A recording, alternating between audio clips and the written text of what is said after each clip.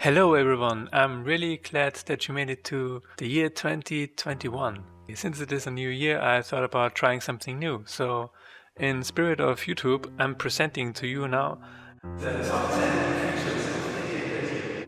And let's get right to it. Number 10. The next level only unlocks when beating the current level. I know this sounds very logical, but up until now, every time you return to the map, you automatically unlock the next level, and after thinking about it for quite a while, the last 3 weeks, I have decided to remove that feature and, unlock the next level when you actually beat the current level, which makes so much more sense. Anyway, number 9. When you play locally with 2 players on one PC, the mouse now automatically gets assigned to the second player.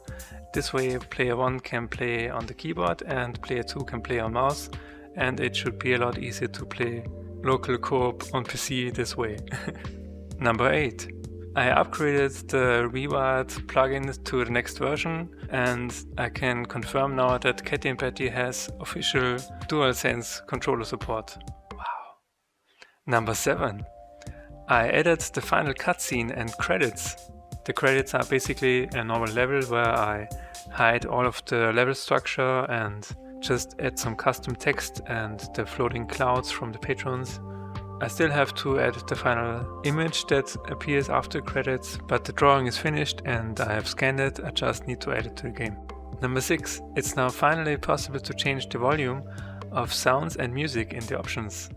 By default, it is not at 100%, which is a very important feature. I've seen a lot of people comment about other games that when it's set to 100% volume at the start of the game, it's not good for headphone users, so by default it is now a bit quieter.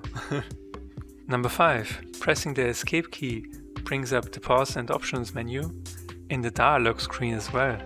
This is very advanced technology. Instead of escape, you now have to press space if you want to skip a cutscene. For this to work, I had to refactor the pause and options screen a little bit so that it now acts as a global game object that is not destroyed on load between the scenes. It was a bit of a mental workout, but I'm glad that this is finished. Number 4. I added Steam Cloud support. So whenever you switch to another PC, you should see the same progress that you've made on the other machine. For this, I had to change the location of the settings from player preferences to application.persistent data path again. This is because the player preferences on Windows are saved in the registry and Steam cannot automatically sync the registry, so I'm just saving it in a file again as I have previously. But yeah. Number 3. I replaced the portal sprites with better ones. I also made the portals start in random rotations, so when there are more portals in the level, it looks a bit more varied, which is good, and I'm happy with the new sprites. Number 2. Burgundy's eyes in the options menu now follow the options items. This is a very important feature, and I think it looks really cute. And the number 1 new feature of KTNBetty is the eyes of KTNBetty now follow the closest spirit, and if KTNBetty are close together, they look at each other. Again, as with Burgundy, this is a very important feature. Basically, the way I did this was I cut out the pupils of the eye sprites, and it looked really creepy for a few minutes.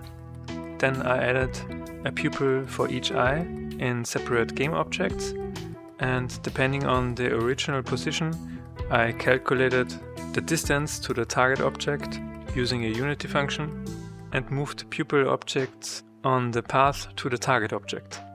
I hope this explanation makes any sort of sense, but I think this definitely was worth the time. Anyway, those were the top 10 new features of KTNBetty. Now, as usual, I have a few more notes.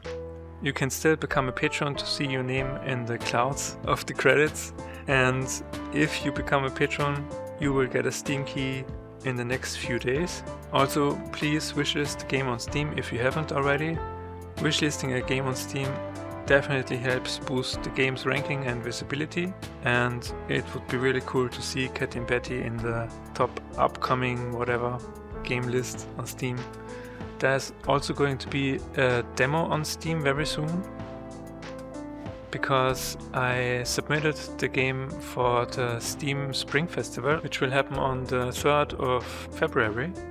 And I'm really looking forward to the statistics of this festival, because right now I have a bunch of views and the click-through rate is about 10%, which is very good actually. And I'm hoping that this festival brings in a lot of new wishlists and just new players in general. So yeah, that is it for the first update in 2021. As usual, thank you very much for watching, and I hope I will see you next time. Goodbye.